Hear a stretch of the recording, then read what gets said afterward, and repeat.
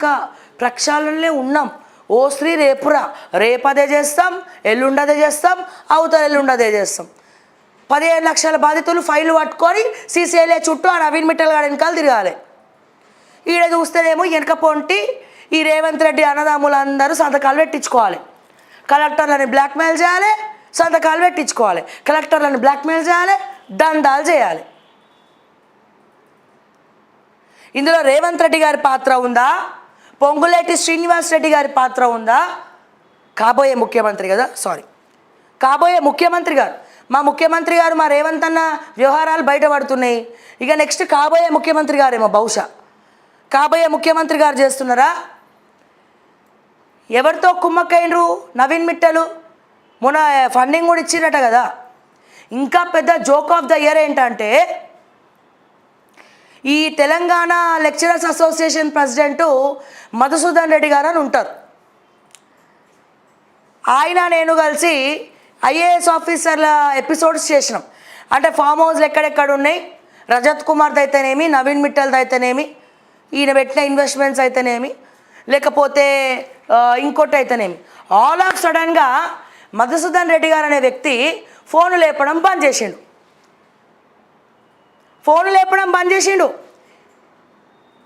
ఎందుకు బంద్ చేసినారు అంటే అది ప్రజలు చెప్పాలి. ఎందుకు బంద్ చేసిండు ఫోన్ లేపడం? ఆయనది బీ కొడంగలే, అతనిది కొడంగలే, ఆ సార్ది కూడా కొడంగలే. ఇక్కడ వాళ్ళ ఫీలింగ్ ఏంటంటే, నేను చెప్తున్నా, ఆయనని మరి బెదిరించిండో. ఎందుకంటే రేవంత్ రెడ్డి అన్నదమ్ములందరూ మధుసూదన్ రెడ్డి గారికి చాలా క్లోజు. కొడంగల్ మనిషి ఆయన, చాలా క్లోజు. మరి ఐఏఎస్ ఆఫీసర్ల ఎపిసోడ్లు శ్రావ్యకి నువ్వే ఇస్తున్నావయ్యా అని చెప్పి బెదిరించిండ్రో, లేకపోతే ఈసారే భయపడ్డారో, ఏం జరిగిందో తెలియదు. కానీ బహిరంగంగా చెప్తున్నా నేను, నాకు డీటెయిల్స్ రావాలంటే మధుసూదన్ రెడ్డి గారు ఒక్కలే కాదు, చాలామంది ఉన్నారు. చాలామంది విత్ ప్రూఫ్స్ ఉన్నారు ఇచ్చేటోళ్ళు. ఓకే, చాలామంది ఉన్నారు. మీ మీ మీ కర్మ అది, మీ దౌర్భాగ్యం అది మీ కర్మ. ఏంది మీ కర్మ? ఇతనే ఇస్తుండేమో, ఇంకొవరు లేరేమో, డీటెయిల్స్ ఈయన వల్లనే వస్తుందేమో అని మీరు నన్ను లాక్ చేసిర్రా, లేకపోతే పైసలు ఇచ్చి కొన్నారా మధుసూదన్ రెడ్డిని, లేదా రేవంత్ రెడ్డి బ్రదర్స్ బెదిరించిండ్రా, ఏం చేసిరో నాకైతే తెలియదు. బ్యాక్ ఎండ్లో తెలియదు.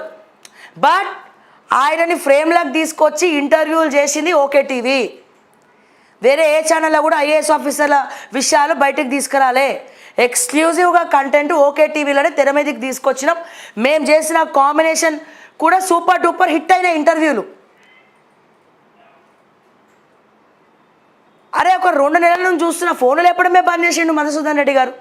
తెలంగాణ అసోసియేషన్ మీరు చూడొచ్చు, మధుసూదన్ రెడ్డి ఓకే టీవీ అంటే వస్తాయి, ఐఏఎస్ ఆఫీసర్ల ఇంటర్వ్యూలు అంటే వస్తాయి.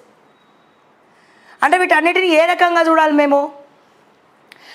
అయితే మధుసూదన్ రెడ్డిని పిలిచి ఐఏఎస్లు బెదిరించి ఉండాలి, లేదా రేవంత్ రెడ్డి బ్రదర్స్ క్లోజ్ కాబట్టి, ఆయనది కూడా కొడంగలే కాబట్టి మరి ఆయన సైలెంట్ అయిపోయి ఉండాలి.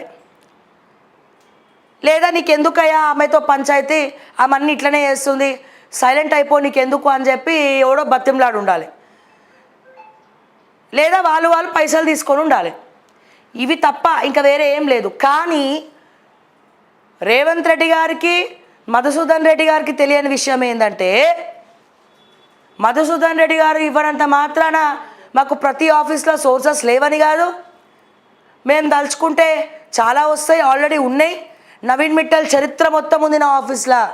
బుక్కు రాష్ట్రాలు కూడా ఉన్నారు నవీన్ మిట్టల్ చరిత్ర మీద, చాలామంది ఉన్నారు.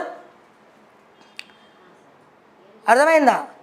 భయపడేటోళ్ళు భయపడతారేమో కానీ మా అటువంటి వాళ్ళం భయపడం మేము. సో ఇట్లా ఇంకొంతమంది ఐఏఎస్ లేని, అమ్మో శ్రావ్యాన ఎట్లా పడితే అట్లా తిడుతుంది. ఒక ఐఏఎస్ ఆఫీసర్ అంటాడట, ఎట్లనన్నా సరే వారం రోజులన్నా శ్రావ్యాన్ని జైల్లో కూర్చోబెట్టకపోతే నా పేరు పిట్టలే కాదన్నాడట. ఆ పిట్టలు ఎవరో మీరు అర్థం చేసుకోవాలి. తాటి మట్ట కూడా కాదు. నువ్వు జైలుకి పోకుండా చూసుకో. నువ్వు ఫస్ట్ నవీన్ మిట్టల్, నువ్వు జైలుకి పోకుండా చూసుకో. ఆమ్ ఆద్మీ పార్టీ అంతా చూసుకొని మీ అన్న ఎంపీ అని చెప్పి ఢిల్లీ నుండి ఇన్ఫ్లుయెన్స్ చేద్దాం అనుకున్నావేమో. హైదరాబాద్ గల్లీలా పబ్లిక్ ఈడ్చి కొట్టకుండా చూసుకో. సైలెంట్గా ఉన్నా కదా, అని అనుకోకు. ఏదైనా సునామీ వచ్చే ముందర అన్నీ సైలెంట్గానే ఉంటాయి, కానీ వెనకపోంటి ఎన్ని గోతులు తవ్వాలో అన్ని గోతులు రెడీ అయినాయి బిడ్డ నవీన్ మిట్టల్, గుర్తుపెట్టుకో. అర్థమైందా? నాట్ ఓన్లీ నవీన్ మిట్టల్, ఇప్పుడు ఎవరెవరైతే అమయ్ కుమార్ ఉన్నాడో బ్యాక్ ఎండ్లో ఏం జరుగుతుందంటే ఈ పొంగులేటి శ్రీనివాస్ రెడ్డి గారు రెవెన్యూ శాఖ మంత్రి, ఆయనకు పైసలు కొదవా. ఆల్రెడీ వాళ్ళ అబ్బాయి కూడా మొన్న ఎక్కడక్కడ స్మగ్లింగ్ వాచ్లో ఎయిర్పోర్ట్లో కస్టమ్స్లో పట్టుబడ్డా. మరి అన్ని కోట్ల దందాలు చేస్తున్నారు, అన్ని కోట్ల ఆస్తులు ఉన్నాయి పొంగులేటికి, అయినా సరిపోతలేదా? నవీన్ మిట్టల్ తిన్నాడా కోట్ల రూపాయలు? పొంగులేటి శ్రీనివాస్ రెడ్డి గారు తిన్నారా కోట్ల రూపాయలు? అమయ్ కుమార్ని వాడుకున్నారు, అమయ్ కుమార్ తిన్నాడా? అమయ్ కుమార్కి 30,000 కోట్లకు పైగా ఆస్తులు ఉన్నాయి. రంగారెడ్డి జిల్లా కలెక్టర్గా చేసినటువంటి అమయ్ కుమార్కి ఏం చేసిండ్రు? అమయ్ కుమార్ని ఆయన ఫోటోలు మాత్రం అమాయకంగా పెడతాడు, కానీ ఆ ఫ్రేమ్లో ఉన్నటువంటి అమాయకపు ఫోటో మాత్రం ఇక్కడ కాదు. బీఆర్ఎస్ అధికారంలో ఉన్నప్పుడు రంగారెడ్డి జిల్లాలో ఉన్నప్పుడు రోజుకు మినిమం 10 కోట్లు అమయ్ కుమార్ ఇన్కమ్. రోజుకి 10 కోట్లు అంటే నెలకు ఎంత? నేను చెప్పేది మినిమం అమౌంట్ చెప్తున్నా. రోజుకి 10 కోట్లు, నెలకి 30 కోట్లు. దాంట్లోకి వెళ్ళి ప్రగతి భవన్కి పంపించాలి పైసలు, మళ్ళీ షేర్. వీళ్ళ మీద కూడా నిఘా. ఎవడన్నా అమయ్ కుమార్ మనకి ఇవ్వకుండా దోచుకుంటుండా? మనకిచ్చే దోచుకోవాలి, వాడు ఇవ్వకుండా దోచుకోదు. ఇట్లా సోమేష్ కుమారు ప్రతి ఒక్క ఐఏఎస్ ఆఫీసర్ ప్రగతి భవన్కి కల్వకుంట్ల చంద్రశేఖరరావు గారికి పంపించిండ్రో, కేటీఆర్కి పంపించిండ్రో, కవితక్కకు పంపించిండ్రో, సంతోష్ కుమార్కి పంపించిండ్రో, లేకపోతే ఇంకెవరికి పంపించిండ్రో తెలియదు, కానీ సూట్ కేసులు పోయేవి. కేసీఆర్ పేరు చెప్పుకొని వీళ్ళందరూ పైసలు సంపాదించుకుర్రో ఏం చేసినో తెలియదు. ఆయనని ఫామ్ హౌస్కే పరిమితం చేసి బయటికి రాకుండా చేసి ఈ కేటీఆర్, ఈ హ్యాపీరావు, ఎందుకంటే హ్యాపీరావు కలవనీయకపోతుండే కేసీఆర్ని. ఆ సూట్ కేసులన్నీ మరి బహుశా మై హోమ్ బూజాలో ఉన్నటువంటి ఆయన ఫ్లాట్లో పెట్టుకొని తిరుగుతుండేమో బ్లాక్ మనీ అంతా. వీళ్ళందరూ దందాలు ఈ సూట్ కేసులను ఆయనకు పంపిస్తుండే. ఇప్పుడు దాన్నే ఎవరు ఫాలో అవుతున్నారు? నాకు తెలిసి రేవంత్ రెడ్డి గారు ఫాలో అవుతున్నారు. రేవంత్ రెడ్డి వారు అన్నదమ్ములు ఫాలో అవుతున్నారు. రంగారెడ్డి జిల్లా కలెక్టర్, ఇప్పుడున్నటువంటి రంగారెడ్డి జిల్లా కలెక్టరు శశాంక్ గారు చాలా స్ట్రిక్ట్ ఐఏఎస్ ఆఫీసర్, నీతి నిజాయితీకి మారుపేరు ఆయన. శశాంక్ అని ఉన్నారు ఇప్పుడు ఐఏఎస్ ఆఫీసర్ రంగారెడ్డి జిల్లా కలెక్టర్. అటువంటి శశాంక్ గారిని వాళ్ళు ఏం చెప్పరండి, వాళ్ళు పరిచయాలు ఉండవు మాతో, మాకేం చెప్పరు, కానీ మాకున్న సోర్సెస్ మాకుంటాయి, తద్వారా మాకు అన్నీ తెలుస్తాయి. ఈ రేవంత్ రెడ్డి, ఈ కొండల్ రెడ్డి, తిరుపతి రెడ్డి సోకాల్డ్ రెవెన్యూ ఎవడైతే చూసుకుంటుండో బ్యాక్ ఎండ్లో సంతకం పెట్టాలి, 8 ఫైళ్ళు టేబుల్ మీద పెట్టి నువ్వు సంతకం పెడతావా చేస్తావా, సంతకం పెట్టాలన్నట్టు చాలా ఇబ్బంది పెట్టినారు. నేను పెట్టను, ఏందండి ఇది 8 ఫైళ్ళు ఒకేసారి పెట్టిన తర్వాత నా మెడకు చుట్టుకుంటుంది, నేను పెట్టను అని చెప్పి శశాంక్ గారు చెప్పిండ్రట. సో ఏ రకంగానైనా నువ్వు మా మాట వినవా, నువ్వు మా మాట వినవా అని చెప్పి కొంతమందిని రాయబారానికి కూడా మీడియేషన్కి పంపించిరట. అయినా శశాంక్ వినకపోతే ట్రాన్స్ఫర్ చేసేస్తామని కూడా బెదిరించారు. ట్రాన్స్ఫర్ చేస్తే చేసుకో, నన్ను ఎక్కువ ఇబ్బంది పెడితే నేను యూపీఎస్సీలో కంప్లైంట్ ఇస్తానన్నాడట శశాంక్. ఐఏఎస్లు అంటే గట్లు ఉండాలి. ఈ నవీన్ మిట్టల్ లెక్క, ఈ పిట్టల ద్వారా అమయ్ కుమార్ లెక్క, ఈ అరవింద్ కుమార్ లెక్క, జయేష్ రంజన్ లెక్క, లేకపోతే ఇంకొంతమంది ఉన్నారు కదా, ఈ సింగరేణి శ్రీధర్ లెక్క ఉన్నారనుకో, దానకిషోర్ లెక్క. దానకిషోర్ అయితే జాన్ జిగిరి రేవంత్ రెడ్డికి, అందుకే మనసుకు హద్దుకునే మనిషి కాబట్టి మున్సిపల్ అడ్మినిస్ట్రేషన్లో పెట్టుకుండు. గతంలోనే ఏడబడతాడు సంతకాలు పెట్టామంటే పెట్టినట్టున్నాడు. ఇప్పుడు ఇంకా మంచి హమీ తుమి ఏకే అని చెప్పి రాసుకొని పూసుకొని తిరుగుతున్నాడు. ఆయన మీద అమ్మాయిలు పెట్టినటువంటి ఎలిగేషన్ లేనే లేదు. అమ్మాయిల పిచ్చి వాడికి, దానకిషోర్కి. ప్రూఫ్స్లు చూపిమంటే చూపిస్తాను నేను. బెంగళూరుకి ఎందుకు పోతాడో, ఏ వీళ్ళల్లో ఏం చేస్తాడో ఇవన్నీ తెలియవా? సో ఇట్లా వీళ్ళందరూ ఒక తాటిపైకి వస్తారన్నట్టు. అందుకే వీళ్ళని ట్రాన్స్ఫర్ చేస్తలేడు రేవంత్ రెడ్డి.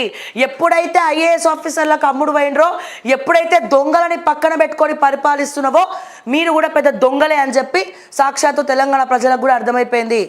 అది రేపో ఎల్లుండో లేట్ అవ్వచ్చు, కానీ లేటెస్ట్గా మాత్రం శిక్ష తప్పదు. ఏదో ఒక రకంగా అహంకారానికి పోతే తెలంగాణ ఏ రకంగా గత ప్రభుత్వానికి బుద్ధి చెప్పిందో అంతకన్నా నీచంగా నీకు బుద్ధి చెప్పకపోతే నా పేరు శ్రావ్యనే కాదు, ఇది నేను కాదు, తెలంగాణ ప్రజల తరపున నేను మాట్లాడుతూ ఉన్నా. మీకు దమ్ములుంటే చెప్పండి, ఐఏఎస్ ఆఫీసర్ ఎందుకు కాపాడుతున్నారో చెప్పండి. ఈ 11 మంది 12 మంది ఐఏఎస్ ఆఫీసర్ 20 మంది ఉన్నారు. ప్రభాకర్ రావు ఫోన్ ట్యాపింగ్ ఏమైందో చెప్పండి. మొన్న కేటీఆర్ అమెరికాకు పోయిండు, ఎవరిని కలిసిండు? ప్రభాకర్ రావుని కలిసిండు. ప్రభాకర్ రావుని కలవనికి పోయిండు అమెరికాకి, కవితక్కని దింపిండు, చలో తెల్లవారుజామున అమెరికాకు పోయిండు. అక్కడ డబ్బుల ట్రాన్సాక్షన్సే కావచ్చు, ప్రభాకర్ రావుని కలవడమే కావచ్చు. మరి ఎవడెవడు కమ్ముడు పోతున్నాడు, ఎవడెవడితో చేతులు కలిపిండు, ఇవన్నీ కూడా మాట్లాడితే చెప్పండి సమాధానం. ప్రభాకర్ రావుని ఎందుకు కాపాడిండ్రు? ఫోన్ ట్యాపింగ్ కేసు డీల్ చేస్తున్నటువంటి శ్రీనివాస్ రెడ్డి గారిని ఎందుకు విజిలెన్స్కి ఉట్టిన పంపించి ఆ ప్లేస్లో సివి ఆనంద్ గారిని పెట్టిండ్రు? ప్రభాకర్ రావు ఇంకా ఎందుకు వస్తలేడు? మొన్నటిదాకంటే లోక్సభ అన్నారు, పట్టించుకోలే అన్నారు. ఎలక్షన్లు అయిపోయి కూడా నెల 2 నెలలు అవుతుంది. మరి ఎందుకు ప్రభాకర్ రావు వస్తలేడు? కేటీఆర్ అమెరికాకు ఏం చేసిండు మీకు తెలియదా? ఏం చేసిండో? అంటే అందరూ దొంగలే పాడైనరు. పొంగులేటి గారు, మీరు వీటన్నిటికీ సమాధానం చెప్పాల్సిందే, నాకు చెప్పకండి. నేనెవరన్నా నాకు చెప్తారు? మాది ఓన్లీ యూట్యూబ్ గొట్టం కదా, యూట్యూబ్ గొట్టంగాలకు చెప్పొద్దు, కృష్ణానగర్ బ్యాచ్కి చెప్పొద్దు, కానీ తెలంగాణ ప్రజలకు చెప్పాల్సినటువంటి అవసరం పొంగులేటి గారికి ఉంది, రేవంత్ రెడ్డి గారికి ఉంది, ముఖ్యమంత్రి రేవంత్ రెడ్డి గారికి కూడా ఉంది. యూట్యూబ్ గొట్టంగాలకు చెప్పకండి, మీరు శాటిలైట్కి చెప్పుకోండి, లేదా గ్రౌండ్లో తిరిగేటువంటి ఎవరైతే ఏమంటారు తెలంగాణ ప్రజలు మీకు ఓట్లేసి గెలిపించినారు కదా, ఆ ఓట్లేసి గెలిపించినటువంటి ప్రజలకు చెప్పండి, ఈ దొంగ ఐఏఎస్ ఆఫీసర్లను పక్కన పెట్టుకొని ఎందుకు తిరుగుతున్నావో చెప్పండి అని చెప్పి నేను మరొక్కసారి సమాధానం చెప్పమని కోరుతా ఉన్నా. అండ్ ఈ సబ్ రిజిస్టర్లు, స్టాంప్స్ అండ్ రిజిస్ట్రేషన్లలో అవకతవకలు ఎట్లా జరిగినాయి, ఆ సొమ్ము మింగింది నవీన్ మిట్టల, పొంగులేట, రేవంత్ రెడ్డి తమ్ముళ్ళ, లేదా రేవంత్ రెడ్డి గారా, లేదా అందరూ నా